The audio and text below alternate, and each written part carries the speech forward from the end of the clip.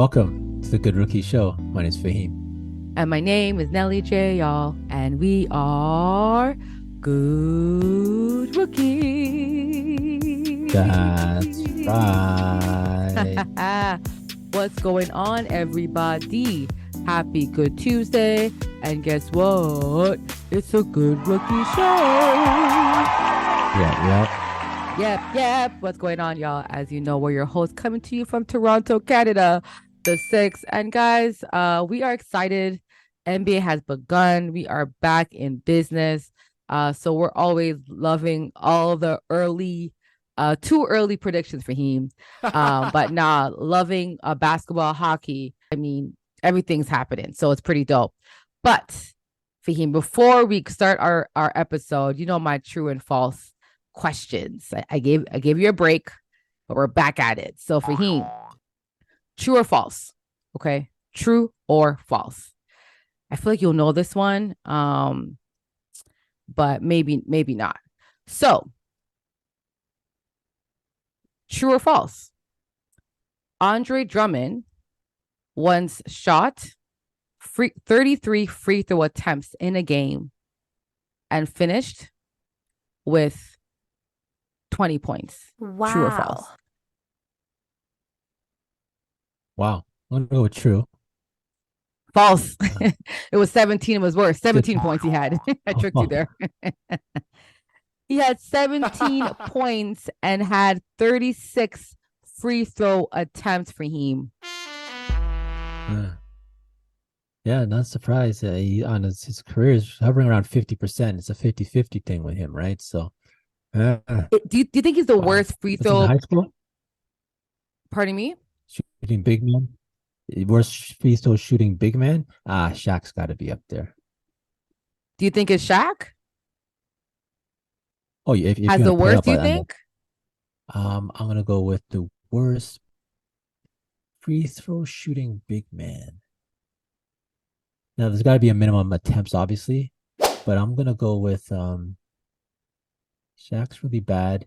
DeAndre Jordan is really bad. I'll just throw out some names of people who I think is bad. Shaq, DeAndre Jordan.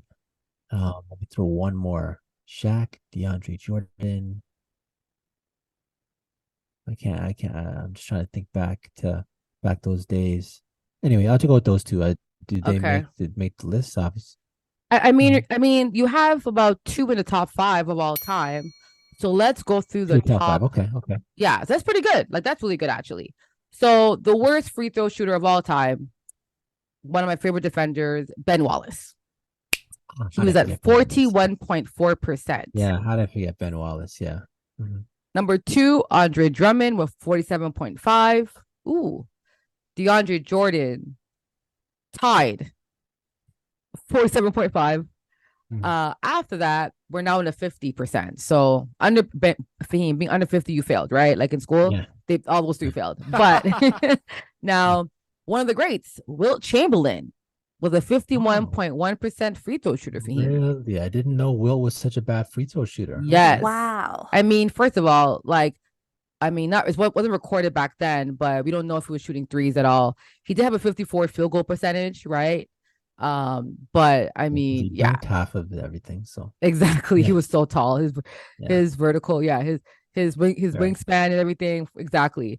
And number 5, Shaquille O'Neal, 52.7. Yeah. Sounds about right. Yeah. Modern day worst free throw shooters is Rudy Gobert. And he's at 63.9. Dwight Howard's not playing anymore, but he still plays ball. He's at 56.7. So man. But Ben Wallace, 41. Mercy. Anyway, I thought that's kind of hilarious.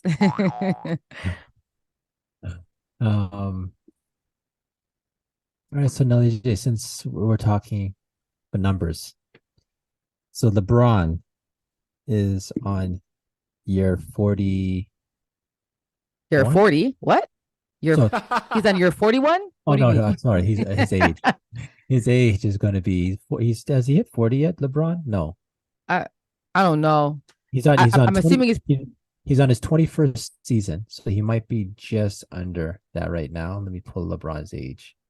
I think he turned. I think he turned 40 this year, or he's going to be 40 soon. Turns, okay. So yeah, so he's 38. LeBron is 38 years He's old. 38. Okay, so okay. So it's 21st season. So this stat here goes by the seasons. So for 21 seasons, there's other greats who have went to 21 seasons, but LeBron, he's an anomaly. So what LeBron's doing, others haven't done. I'm going to give you 5 people from the past. Can't say this one's quite a legend, but we got Vince Carter, Dirk Nowitzki, Kevin Garnett, Kevin Willis, and Robert Parrish. Combined, these players averaged 24 points. Combined. Per game. But that makes sense because a lot of them weren't really starting anymore. A lot of them were injured. Right. And they were just kind of going on that like last tour before. Right. Yeah. Right. So these that's impressive though. That LeBron is still healthy and stuff. Yeah. So it's the over-under at 24. Over. Wow, imagine that. LeBron will average over 24 points for sure. LeBron James? Yeah, he will. Now, playing with AD and maybe some of the others, you think maybe LeBron might be at this season looking to maybe set up others like AD to have a big year this year? I mean, AD had great numbers last year, but we all know what his issue is, availability. You know what I mean? Right. So he's not playing with healthy players. You know what I'm saying? I think to your point though, I mean, he's playing with AD since the 2018-19 season. And when the Raptors were champions, just FYI. And he averaged 27.4, 25.3, 25, 30, and 28.9 the last 2 years. Yeah. I'm sure like Faheem, I don't think he's averaged under 24 points in a season since his rookie year, bro. So yeah, I'm taking the over. Hella over on that one. Yeah, and think about it. So I'm with you. I think LeBron year 21 is not unrealistic. I think he can average 24 points. Imagine how amazing that is. That has that capability. Like I said, mentioned like Vince Carter, Hall of Famer, Dirk Nowitzki, Hall of Famer, Kevin Garnett, Hall of Famer. On here, there's 3 Hall of Famers that toward the end of their career in year 21 were kind of, well, not, they were relevant. They were just coming off the bench, leadership role type situations. LeBron is leading a team and still arguably, I know there's a lot of young guys coming up, but are you putting LeBron a top 5 player in the league right now? Well, I remember ESPN had that list, and I think LeBron was still top 10. I think he was he 7th or 8th? He's just out of the top 5. So that's what I'm asking you. Do you think could you make a case for him to be a top 5 player right now? No, I mean, this is the thing, right? Like LeBron being top 5, no. I think there's guys that are top 5, like Jokic, Embiid, Giannis. Those 3 are cleared. And right after those 3, I'm going to put Tatum above him, and I'm going to put I mean, again, there's arguments, right? Luka, there's Kevin Durant, you know what I'm saying? Steph Curry's still really good. Like, there's a lot of great players. So if you have LeBron in the top 5 for him, I'm not mad at it. I just think there's an argument for him not to be. Whereas before for him, LeBron was top 5. There was no argument with that. Like, you know what I'm saying? He was top 5, period. Nowadays, you can make an argument that he's not top 5. That's the only difference is what I'm trying to say. So yeah, no, that's fair. That's fair. Yeah. So it's really based on your perspective. But I think my top 3 are not changing. Giannis, Embiid, and Jokic, those 3, the top 3 in the league. And LeBron's not better than those 3, in my opinion, at this time and stage. Yeah. When I think of if I had a choice between LeBron and Tatum, I still think that LeBron year 21 in the playoffs, and I like Jason Tatum, but I think I'd have a lot more faith in LeBron leading a team in the playoffs opposed to Jason Tatum. Leading a team? No. LeBron can be your best player right now if he has a championship team. I don't think you'll go far. Like Tatum as your best player, you can go far, but LeBron, your best player, no. We've seen like LeBron led his team the last couple seasons as the best player, and he's been hurt, and they have not gone far. Right? They've lost early since the bubble. Right? After the bubble championship, he said, "AD, you take the keys. It's your team." And LeBron led the team, but he knows that he can't do what he used to do, right? LeBron isn't the same guy. Like, we know that, right? And his IQ is so great, so he is still impactful and still beneficial. But LeBron being your best player offensively is not going to win you a championship nowadays. Hell no. They got swept by the Denver Nuggets. Like, no. You know what I'm saying? Mhm. Like, I think Boston, if Tatum was leading that Boston team and LeBron's leading as the best player, I'm taking Tatum's team over LeBron, because Tatum is way Wow. his age, what he can do on both ends of the floor. He's just way more like he's just a better player now, right, in his career, and he can last for him a long series, right? After that series that LeBron had in the second round, you can tell, like, they had the Grizzlies, then they went to who did they play second round? They went to the Warriors. That was tedious. Then they got the Denver, but then Faheem, they had a perfect record at home and they got swept, like swept. So yeah, like, I think LeBron is still great, but I think a postseason run is just a lot different. Regular season, I think LeBron will give you great, win shares, and he will get your team in the playoffs. But postseason, AD has to be the best player. That's why we saw when AD was the best guy on the floor, they won. Like, they played better with him having the highest points. If LeBron's your leading scorer for him, they weren't doing so well. And those stats reflected that. That's why AD and, Austin Reeves, Ruby, like, those guys had to play good along with LeBron for them to win. LeBron by himself anymore is not. LeBron as a leader, scorer, that's not a good look. You definitely want to have AD and other guys stepping up, in my opinion, of course, when it comes to the postseason. So, Okay. yeah. Okay.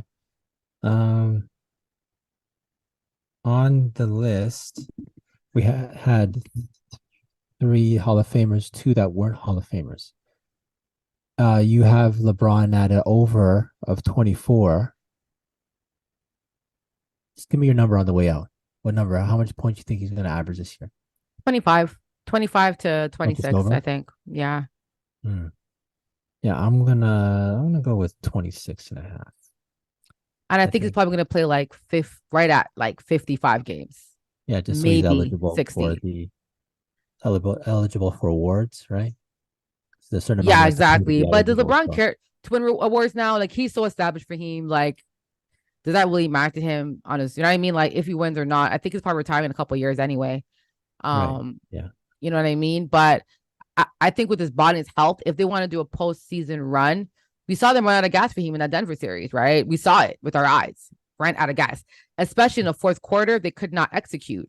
All those games were so close, and LeBron for him could not close out that game. He was missing shots. Like, it just wasn't, you know what I mean? So I just think they have Gabe Vincent. They got some guys on the team, Vanderbilt, so forth. D'Lo did not perform well in the playoffs. Remember that, the bungle. So, at the end of the day, like, there's no way LeBron's gonna be playing more than 70 games at his age, right? He is literally 38, 21st season, like you mentioned. He would definitely. He's not playing any back-to-back games, I don't think, and he probably will not be playing games like Charlotte. You know what I'm saying? Like, you're not doing those games. Mhm. So let's be real. All right. So now, DJ, uh, let's go for the culture. For the culture, we like to highlight individuals for the culture. And today we get to highlight someone, Faheem, that we spoke about a few years ago. And I am just so ecstatic for her. Simone Biles, the American gymnast, who's also an absolute legend, a goat, Faheem. This girl is the most decorated gymnast in history and is really the greatest of all time. And she's not slowing down, Faheem. Most decorated. She has the most gold medals. I mean, Faheem, she's broken all the records at this point, right? and she has created and invented different moves and artistic styles, winning all around, floor routine, bouncing beam. Like, it's insane what she has been doing, Faheem. And I wanted to highlight her thing because there's a few things I wanted to touch on this, right? Simone Biles, we all know how great she is. But 2 years ago, she took a break. Gymnastics for him. Remember this? And we had debate about this for him. It was our 50th episode. Big up to everyone that came out and supported us on that 50th episode. But she took 2 years off for him. That episode, we're talking about, can she come back? Is her career over? And I I was remember. I so, remember. remember this? Mhm. And I was like, no, like Simone taking time off is not because she's inadequate. I knew that literally something was going on where she had to take time off. And for him, stuff came out about the abuse she went with the U.S. gymnast doctor. And that was all happening, right? And so for me, for him, taking that mental break, 2 years off, she knew herself. She remember she couldn't do a flip, she couldn't do a spin move, nothing. She was inadequate, right? And again, it showed you how much your mental health him can really um affect your cognitive skills when it comes to actually performing um on that athletic level. We talk about, is mental health really a thing? Oh my gosh, so what? You can't perform. Wow, for him. This girl took 2 years off, came back to for her mental health, and now she's still dominating. Like nothing has changed, right? So I want to take this time to celebrate her because I feel like this is a great example of why taking a break, we can't judge folks for that. We have to be like, wow, they know their body more than us. They know what's best for them. You know, Naomi Osaka took time off. She had a baby, right? She's blooming. Ben Simmons is looking like he's taking fadeaway jump shots. Hello, right? So I'm just excited because I think for him, we're going to be seeing this more often. We're going to see athletes for him, I think, take time off for themselves, take mental breaks, you know, early retire and come back because of their mental health. And I just think that this is going to give a lot of athletes the grace and the less being like less judged to say, you know what, if you need this, we're going to respect your decision. And when you come back, we hope you come back dominating. So for him, Simone Biles is literally should be inspiration for all of us, because I just think that this shows all of us that listen to your body, listen to yourself, right? Listen, you know what's best for you. So big up to the GOAT, Simone Biles. She's only 26 years old too, Faheem. 26. So man, and she is not slowing down at all. So Faheem, you got the mic. What's your thoughts on Simone Biles? Are you shocked? What do you think you've learned from her journey from really being inadequate to do anything and now coming back and like literally dominating, winning all these gold medals this past season? You got it. Yeah, no, it's a good bounce back for her. There's at one point where, like you mentioned a few years ago, she was, I guess, taking time off. There's a lot of speculation of what it could be. Well, yeah, I'm for him, glad. that was 2 years ago. They have she took time off. 2 years ago. 2 years. Yeah. Okay. So, we've seen, for instance, Naomi Osaka take time off from tennis, for mental health also. And it was around the same time, I think we had that discussion, right? So it's great to see that she's bounced back. You mentioned also just in regards to like how she's inspiring. I saw something on IG where, do you see the black girl in Ireland? Did you see or hear about this? Mm-hmm. Yeah, so there's a black girl in Ireland. There's, a bunch of young gymnasts. I'm guessing, could be, I don't know, 11, 12, something like that. They're young. They're all lined up. Guessing maybe, say, 10 of them. And there was one black girl amongst the rest. And each one got a medal. And when they came to the black girl, the person looked at the black girl and brushed her off and went to the next person, put the medal on. Mm-hmm. So left the black girl there without a medal, standing amongst others with a medal. Simone Biles did hear about this, and she actually reached out to that young girl in Ireland, the black girl in Ireland. Apparently, it's like she gave her a video message also. I didn't, not very often that you maybe even have the opportunity to do something socially conscious, but Mm-hmm. this is the opportunity, and she grabbed it by the horns and she took control of the situation and did something nice. So things like that I think make me have even more respect for Simone Biles also. Yeah, that was so heartbreaking for him. Like I shed a tear because I could imagine for him. She was so for him. Not her team won the medal, not just her. The entire team won that medal, Mm-hmm. and they all worked together to win that medal as a team, right? The gymnastic team. How are you literally skipping? And for him, the girl right in front of her, you're going past everyone but her, bruh.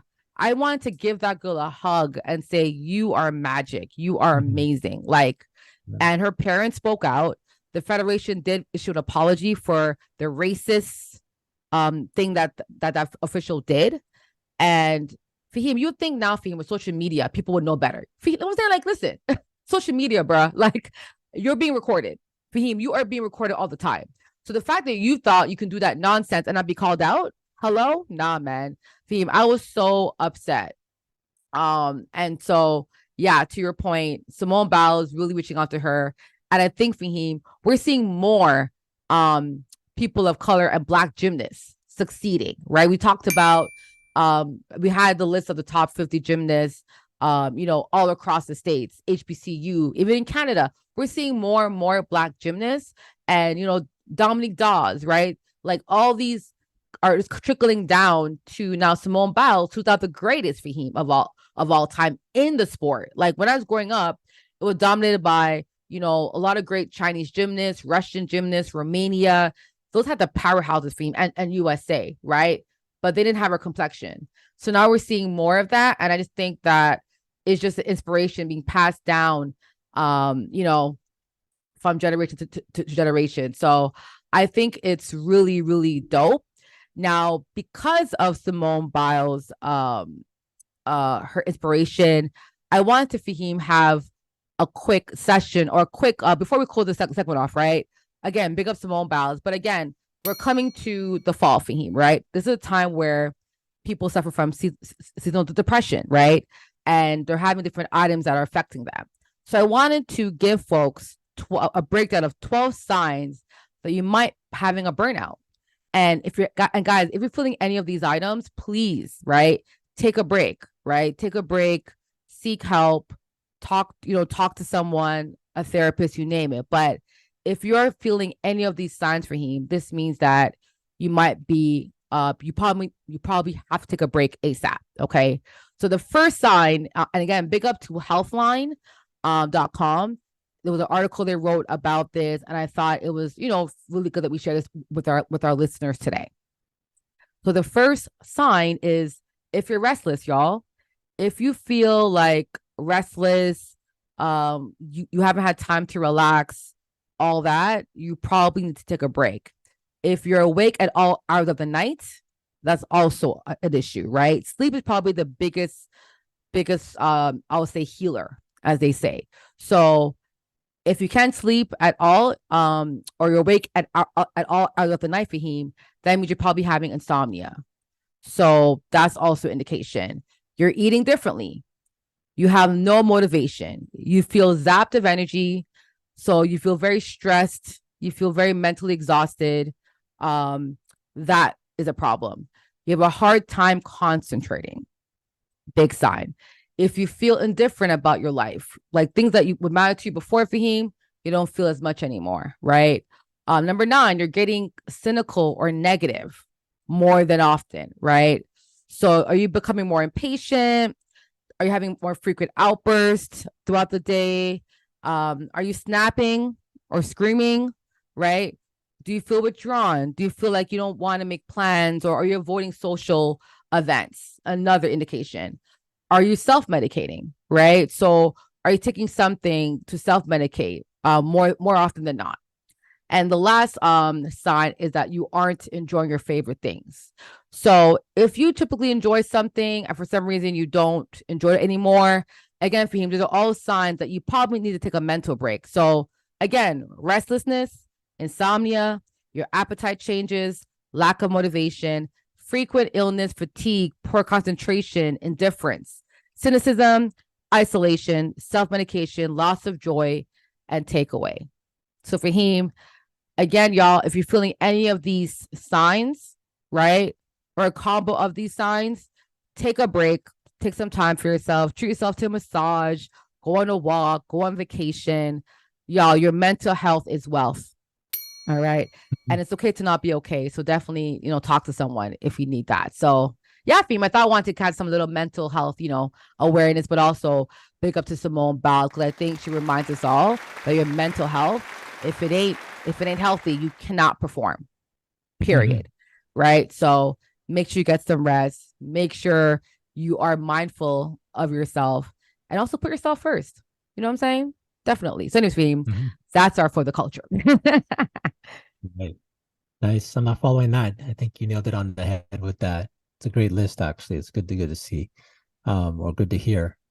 Because if someone's experiencing maybe one, maybe not, but if someone you went to that list and you have more than one, two that you can definitely say, hey, it's about yourself, do some self-reflection. Like Nelly J said, take the time and just try and get right. That's it. Mm-hmm. All right, good one. All right, so Nelly J, let's close this out with our last segment, which is that's absurd. That's absurd. Fahim, bro. What was absurd this week?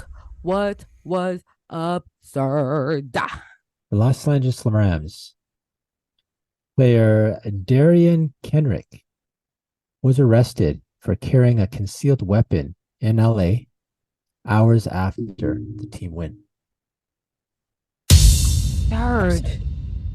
What's insane for him? We just saw Tory Lanez go through something for having a gun in LA. We know there's very strict gun laws in California. Like it's well known. Like this is not new.